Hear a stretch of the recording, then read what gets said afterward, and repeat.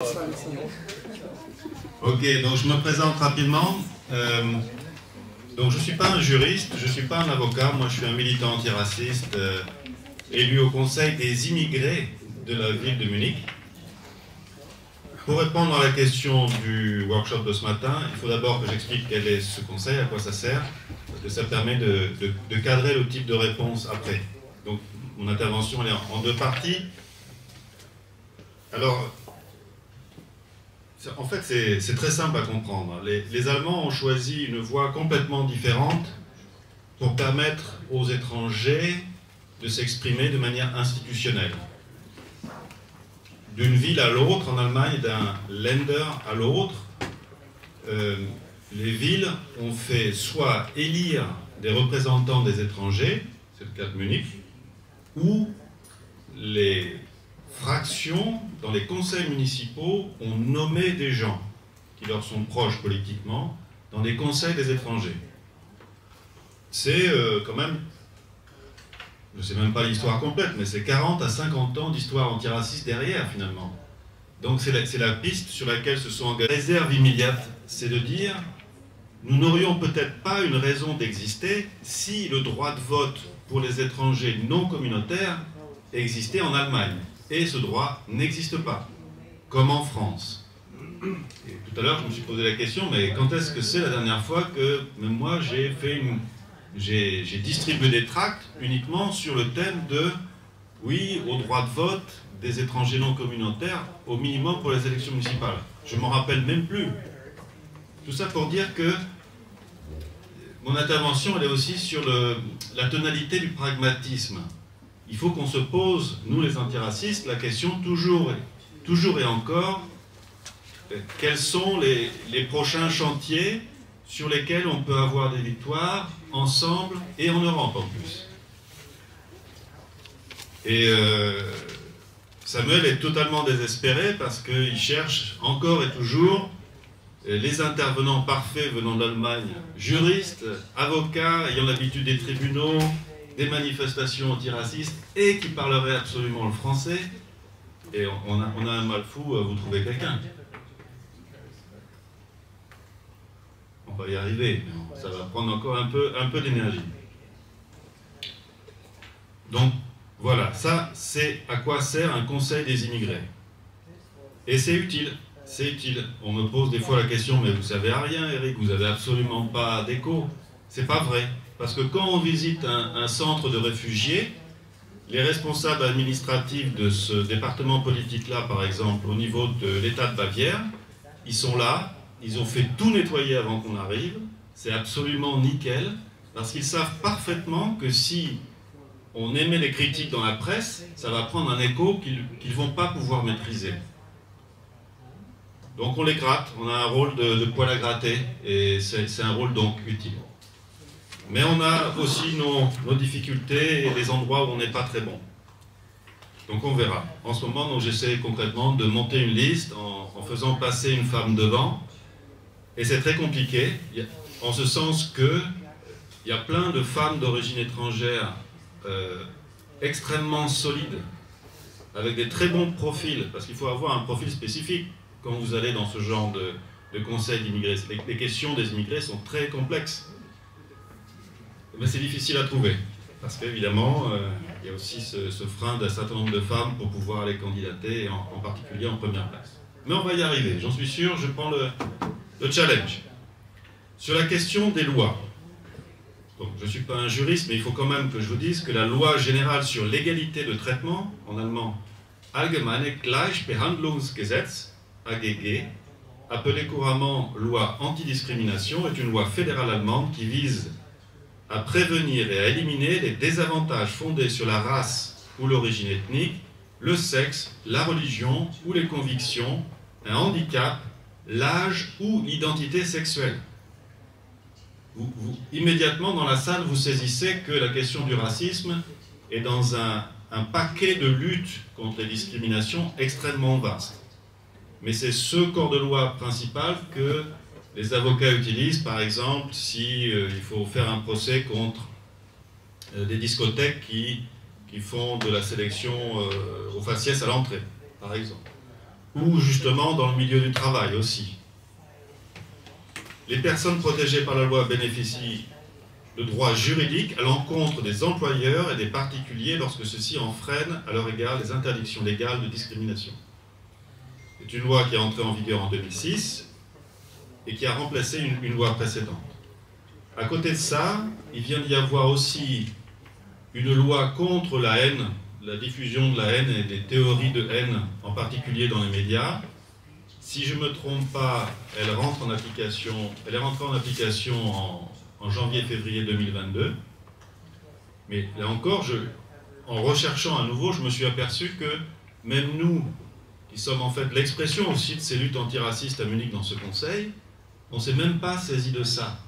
Peut-être parce qu'on était trop dans nos sujets du moment, l'accueil des réfugiés, la solidarité quotidienne, immédiate tout de suite, qu'est-ce qu'il faut faire, comment on peut améliorer les choses, possible, ou parce que, justement, c'est peut-être pas le paquet juridique le plus important pour lier les luttes entre elles. Bon, j'ai pas la réponse sur tout, hein. Donc pour essayer de répondre à ta question, parce qu'évidemment ce matin ça a déjà été extrêmement riche, donc j'essaie de serrer parce que je peux... il y a tellement de trucs à dire. Je voudrais dire que pour préparer mon intervention, j'ai eu encore une fois un mal fou à chercher et à trouver des statistiques globales sur l'état du racisme en Allemagne. Donc la même question que la camarade en Espagne. Parce qu'il faut évidemment un état de l'existant, où est-ce qu'on en est. Eh bien en fait, je me suis aperçu qu'ils ont conduit récemment une étude d'opinion qui s'appelle NADIRA, Nationale Diskriminierungs- und Rassismus-Monitor, donc c'est un moniteur. Ils ont posé la question d'opinion, et il y a quelques chiffres quand même intéressants, par exemple, que 90% des personnes interrogées considèrent qu'il y a du racisme en Allemagne. Ça veut dire au passage, avec 90%, y compris les racistes, considèrent qu'il y a du racisme en Allemagne. Que 2/3 de la population ont déjà été en contact direct ou indirect avec le racisme, que 22% de la population estime avoir déjà fait l'expérience du racisme. Plus problématique, une personne interrogée sur 2 estime que les races existent. Donc il y a aussi des concepts dans la tête des gens qui sont difficiles à modifier. Et j'ai eu aussi beaucoup de difficultés à trouver des statistiques agrégées sur les violences racistes. Il y a forcément des violences racistes, il y en a beaucoup. Pas plus tard que cette semaine, c'est un joueur sénégalais de l'équipe du Bayern de Munich qui a été contrôlé à l'aéroport en revenant d'un match. Et donc, il s'est exprimé sur les réseaux sociaux, ça a fait beaucoup de bruit. Mais même lui, je m'aperçois qu'il est isolé dans sa réaction. Pourtant, il est un joueur du Bayern, il aurait de l'argent, il pourrait recruter un avocat, porter plainte contre la façon dont les douaniers se sont comportés avec lui à l'aéroport, et ça serait déjà utile, et ça serait déjà beaucoup. Mais je crois qu'il y a aussi une prise de conscience qui n'est pas là. Ça a été évoqué déjà un petit peu ce matin. Ça m'amène à un autre sujet, le fait que je n'ai pas réussi à trouver beaucoup de statistiques sur combien de procès gagnés. Et ça, c'est lié fondamentalement à la fragmentation majeure de la scène antiraciste allemande. C'est pas une critique, quoique. C'est juste que c'est l'existant, c'est comme ça. On ne peut pas trouver de partenaire à la SOS Racisme en Allemagne, c'est votre difficulté. Mais parce qu'ils sont extrêmement divisés. Et le problème, c'est que, moi je prétends, ils n'en ont même pas conscience eux-mêmes. Ils se rendent pas compte de ce qu'ils pourraient gagner à un autre niveau s'ils étaient moins fragmentés les uns entre les autres d'un Bundesländer à l'autre. Toutefois, et là j'en reviens à ce que vous disiez tout à l'heure, il y a aussi des choses en Allemagne qui existent déjà, sur lesquelles certains acteurs s'appuient déjà pour lutter contre certains types de discrimination. Donc par exemple, vous avez évoqué le fait éventuellement d'imaginer des comités de recrutement dans les entreprises, ou une autre logique. En fait, Ça existe déjà en Allemagne, parce que c'est lié à ce qu'on appelle le Betriebsratsgesetz. Donc ce sont les conseils d'entreprise allemands qui ont beaucoup plus de poids, de responsabilité et de force, et notamment pour les élus dans les conseils d'entreprise en Allemagne, d'émettre un avis sur les prochaines candidatures. Et c'est donc à juste titre que, par exemple, le syndicat des services allemands qui s'appelle Verdi, le plus grand syndicat de services d'Europe, avec ses commissions migratoires, pousse à la roue pour qu'un maximum de gens d'origine immigrée se fassent élire dans ces instances. C'est logique. Mais le problème, c'est que même ça ne suffit pas. Pourquoi? Parce que même les gens d'origine immigrée, mon analyse, c'est que, y compris quand ils sont ensuite élus dans ces conseils d'établissement, ils n'ont pas eux-mêmes toujours la formation juridique nécessaire pour voir les cas, pour déjà orienter suffisamment tôt les cas qui pourraient éventuellement être matière à procès, matière à préparation de procès. Donc il y a toute une chaîne d'information qui n'est pas efficace, et c'est ça qui grippe, et qui fait qu'à la sortie, il n'y a pas suffisamment de procès, il n'y a pas suffisamment de matière. Ça veut dire j'ai 30 secondes. Bon voilà, donc ça c'était sur la tonalité de la lutte sur le marché du travail.